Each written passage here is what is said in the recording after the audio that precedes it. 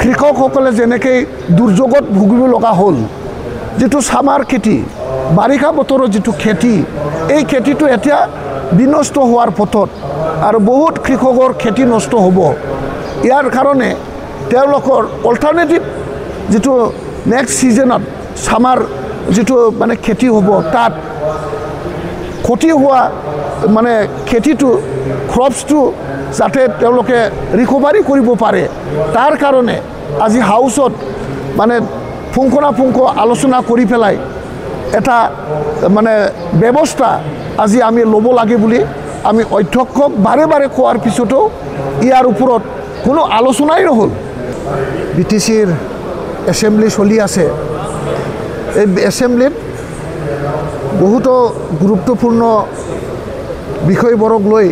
আমি কুৱেশ্যন কৰিছিলোঁ ইয়াৰ কিছু উত্তৰ আমি পালোঁ আৰু কিছু উত্তৰ তেওঁলোকে আমাক নিদিলে ইয়াৰ ভিতৰত দুখৰ বিষয়টো হ'ল যে আসাম গভৰ্ণমেণ্টে দিয়া যি বড়োলেণ্ড শ্বহীদসকলক প্ৰত্যেকটা শ্বহীদ পৰিয়ালক 5 লাখকৈ যি এক্সগ্ৰেচিয়া দিয়াৰ যিটো চেংচন এই চেংচন টকাৰ পৰা কিয় 3 লাখকৈহে দিয়া হ'ল এইটো আমি প্ৰশ্ন কৰিছিলোঁ কাৰণ 5 লাখেই চেংচন আছিল কিন্তু আমাৰ শ্বহীদসকলৰ পৰিয়ালক মাথোন কিয় 3 লাখকৈ দিয়া হ'ল ইয়াৰ প্ৰশ্নৰ আমি উত্তৰ কৰিছিলোঁ মানে বিচাৰিছিলোঁ কিন্তু তেখেতসকলে আমাক উত্তৰ দিব পৰা নাই তাৰপিছত আমি স্কুল প্ৰভিন্সিয়েলাইজেশ্যন বা কলেজ প্ৰভিন্সিয়েলাইজেশ্যনৰ বিষয়ত আমি প্ৰশ্ন কৰিছিলোঁ যে ষ্টেট গভৰ্ণমেণ্টে প্ৰভিন্সিয়েলাইজ কৰিবৰ কাৰণে তেওঁলোকে বহুতো স্কুল কলেজৰ নাম পঠাইছে বুলি কৈছে আমি সুধিছোঁ যে ষ্টেট গভৰ্ণমেণ্টে এক্সিষ্টিং যিটো এমেণ্ডেড যিটো প্ৰভিন্সিয়েলাইজেশ্যন এক্ট 2017 ইয়াৰ বাহিৰে যিবোৰ স্কুল কলেজবোৰ প্ৰভিন্সিয়েলাইজ কৰিব পৰা নাই এইটো আইনত ইয়াত বাহিৰত থকা স্কুলবোৰক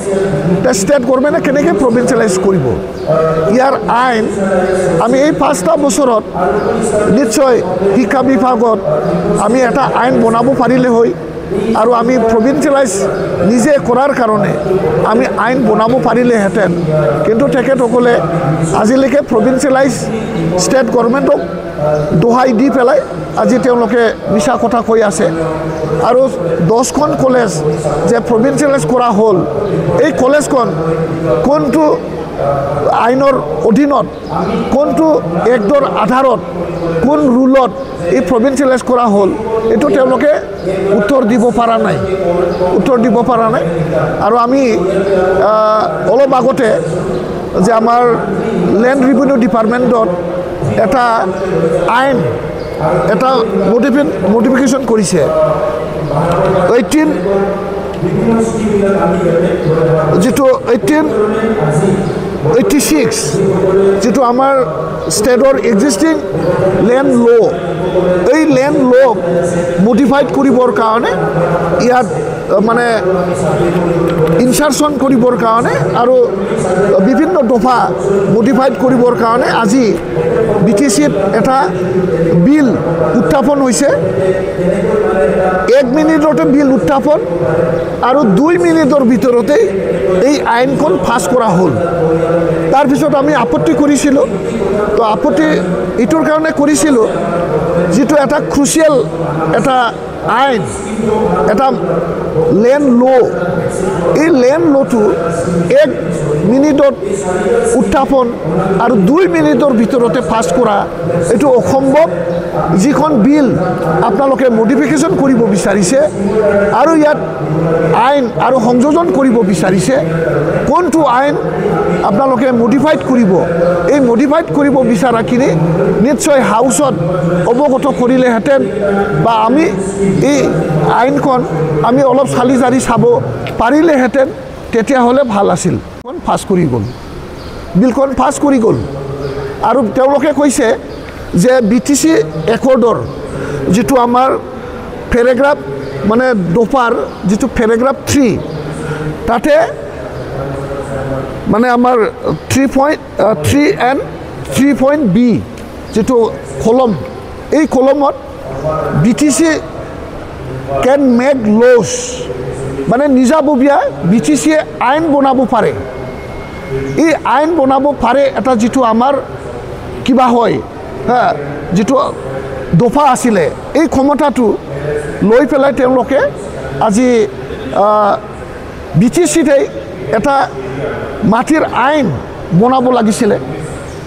আইন বনাই পেলাই হাউসত লেজিসলেটৰসকলে যিসকলে আইন বনায় তেওঁলোকে ভালকৈ ষ্টাডি কৰিব লাগিছিলে কোনটো আইন ৰাখিব লাগে কোনটো আইন বনাব লাগে সেইটো নকৰাকৈ তেওঁলোকে মানে 1 মিনিটতেই বিল উত্থাপন আৰু 2 মিনিটতে বিল পাছ ইয়াৰ আমি বিৰোধিতা কৰিছোঁ একদম আমি বিৰোধিতা কৰিছোঁ আৰু লগতে আমি বৰ্তমান খৰান বতৰত কৃষকসকলে যেনেকৈ দুৰ্যোগত ভুগিব লগা হ'ল যেটো সামাৰ খেতি বাৰিষা বতৰৰ যেটো খেতি এই খেতিটো এতিয়া বিনষ্ট হোৱাৰ পথত আৰু বহুত কৃষকৰ খেতি নষ্ট হ'ব ইয়াৰ কাৰণে তেওঁলোকৰ অল্টাৰনেটিভ যেটো নেক্সট সিজনত সামাৰ যেটো মানে খেতি হ'ব তাত ক্ষতি হোৱা মানে খেতিটো ক্ৰপছটো যাতে তেওঁলোকে ৰিকভাৰি কৰিব পাৰে তাৰ কাৰণে আজি হাউসত মানে পুংখানুপুংখ আলোচনা কৰি পেলাই এটা মানে ব্যৱস্থা আজি আমি ল'ব লাগে বুলি আমি অধ্যক্ষক বাৰে বাৰে কোৱাৰ পিছতো ইয়াৰ ওপৰত কোনো আলোচনাই নহ'ল এতিয়া যে বাৰিষা বতৰত ইমান দুৰ্যোগ ড্ৰাউট লাইক সিচুৱেশ্যন ইয়াত আমাৰ ডিপাৰ্টমেণ্ট হিচাপে কি পদক্ষেপ লোৱা উচিত স্পেচিয়েল কেয়াৰ কেনেকৈ লোৱা হোক ষ্টেট গভৰ্ণমেণ্ট আৰু চেণ্ট্ৰেল গভৰ্ণমেণ্টৰ লগত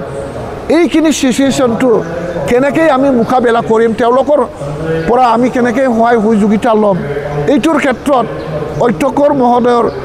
মানে এটা আলোচনা বিবেচনা কৰি পেলাই যদি কৃষকসকলৰ কাৰণে আজি যদি হাউসত কিবা এটা উপায় ওলাব পাৰিলেহেঁতেন তেতিয়াহ'লে আমি BPFৰ MCLA হিচাপে ৰাইজৰ জনপ্ৰতিনিধি হিচাপে আমি খুব সুখী হ'লহেঁতেন আজি এই এছেম্বলিত ৰাইজৰ দুখ বেদনা ৰাইজৰ সুখ দুখৰ বিষয় লৈ আলোচনা কৰিব বিচাৰিলে তেওঁলোকে ৰাইজৰ সুখ দুখকেই চিন্তা কৰিব নোৱাৰে ৰাইজৰ সুখ দুখৰ বিষয়ে আলোচনা কৰিবলৈ বিচাৰিলে তেওঁলোকে আলোচনাই নকৰে ধন্যবাদ